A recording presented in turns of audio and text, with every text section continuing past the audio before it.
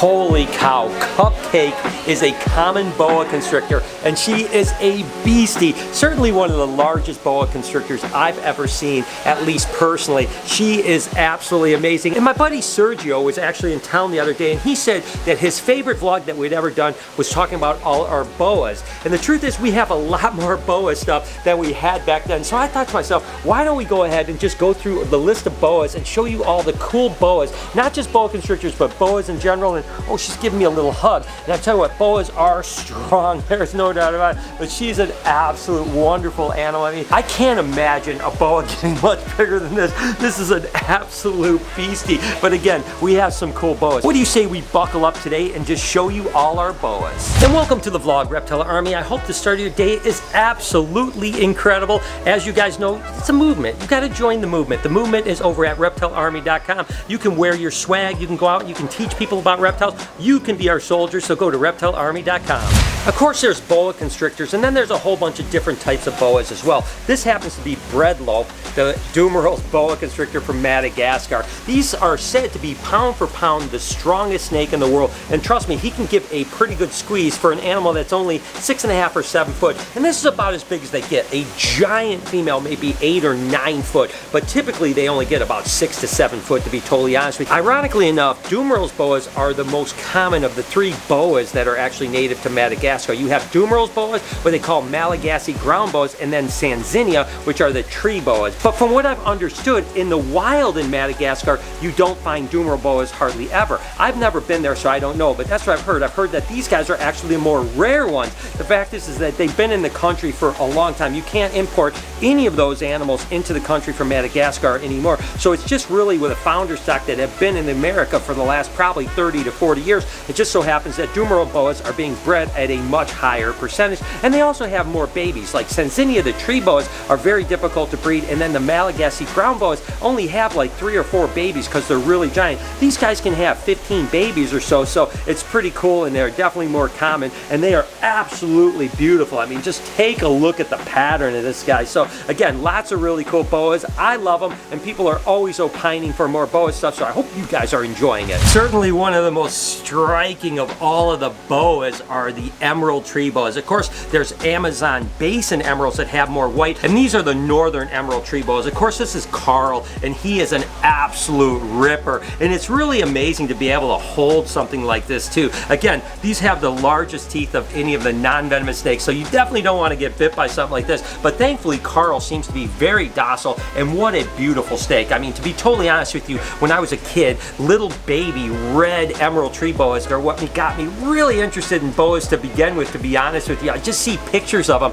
and I was just absolutely blown away. And it's so amazing that all these years later, we're able to actually work with them. Again, they're a tree boa. They don't get handled all that much. Need a little bit higher humidity, but I tell you what, they are absolutely incredible to work with. And just take a look at this guy. How freaking awesome is that? Then you have all these boas that come from like Hispaniola, right? You know, that whole kind of Caribbean. There's a whole bunch of different ones. I mean, this happens to be what they call a Dominican red mountain boa, of course from the Dominican islands, and just absolutely wonderful. The thing that's interesting about these boas, they'll sit at the edge of the cave and actually snap bats out of the air. If you ever see those videos of like those boas, this is the ones that are doing that, and it's just absolutely incredible. I mean, what unique animals. And again, all boas are live bears, right? So these guys are going to have live babies. That's really what makes the difference between boas and pythons, is that pythons will lay eggs and boas will have live babies. Something like a Dominican red mountain boa like this will have anywhere from 13 to 20 babies. They come out pretty small and lanky,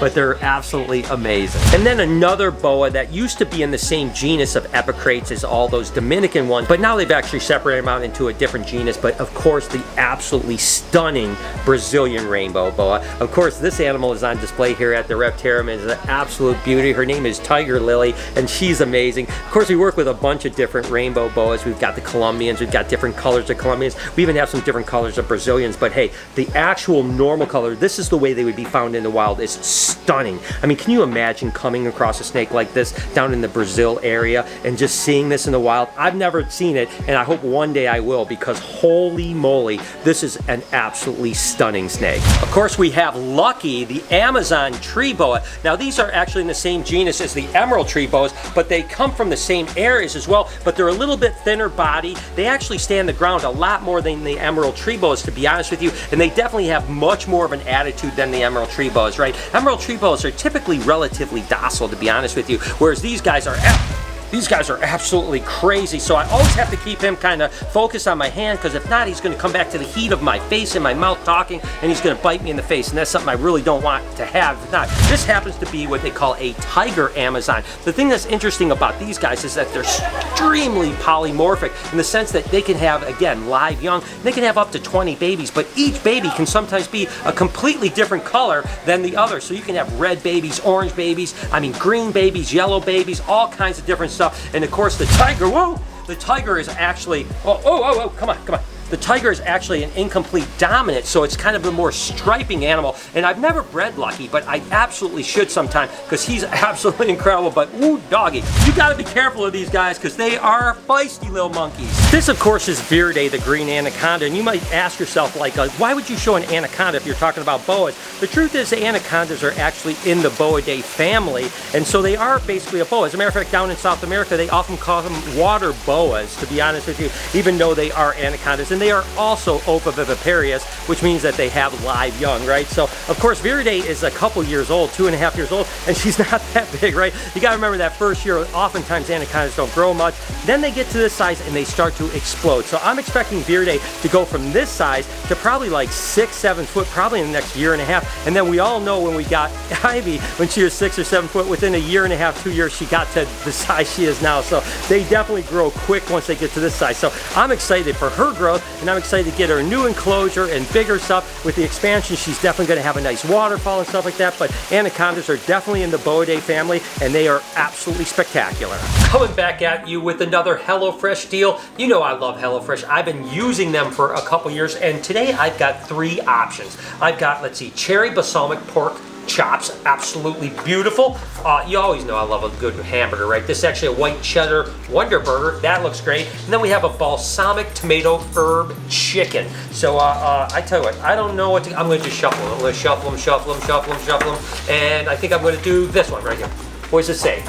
All right, the balsamic tomato and herb chicken. I absolutely love it. Good little pasta dish right here. The thing I love about HelloFresh, of course, is that I don't have time to go to the grocery store, and you can save a ton of time. Up to 40 minutes typically to go to a grocery store. By the time you drive to the store, you get out, you get stuff, stand in line, check out, get home and stuff like that. The thing that's great about HelloFresh is that it's actually 28% cheaper because they're not giving you extra stuff, right? The pre-portions are exactly what you need, so there's less waste, wasted money and wasted food, which makes it amazing. They have more 5-star recipes than any other meal kit, meaning that you're gonna get something that is absolutely scrumptious. And if you're looking for a little bit more healthier lifestyle, they actually have low carb, no carb, they have vegetarian, pescatarian, I mean, whatever you want. HelloFresh's extras get bigger each and every week with quick breakfasts, extra proteins, actually scrumptious, as well as a bunch of extra sides. And most of the recipes take about 30 minutes. This one is actually 30 minutes on the nose, but you can actually get even their quick and easy things that can be 20 minutes. As a matter of fact, there's even some oven ready things that you can start getting 10 to 20 minutes. So if you're like me, busy as heck, don't have that extra time, this is a great option. So let's go ahead, just jump in and start cooking. What do you say? HelloFresh offers 50 meal and market items each week, including ready-to-eat salads, sandwiches, and soups. The packaging HelloFresh uses to ship your food is almost entirely made up of recyclable or already recyclable content, and you guys know the environment is very important. Add extra dinners or lunches to your weekly order, throw in extra proteins, or add yummy real meal complements like HelloFresh best-selling garlic bread. Easily change your delivery days for food preferences and skip a week whenever you want. Feeding the whole family has never been easier with large box sizes for more servings and more savings. HelloFresh is committed to making fresh, delicious food available now more than ever, and has taken extra steps to keep its employees and customers safe. HelloFresh donated over 4 million meals to charity in 2020 and is continuing continuing to step up their food donations amid the coronavirus crisis. Go to HelloFresh.com and use my promo code 14BrianB to get 14 free meals, including free shipment. That's right, HelloFresh.com, my promo code 14BrianB, and get 14 free meals, including free shipping. And now the best part of the whole deal is to taste this. It looks absolutely scrumptious. Oh, I cannot wait. Oh.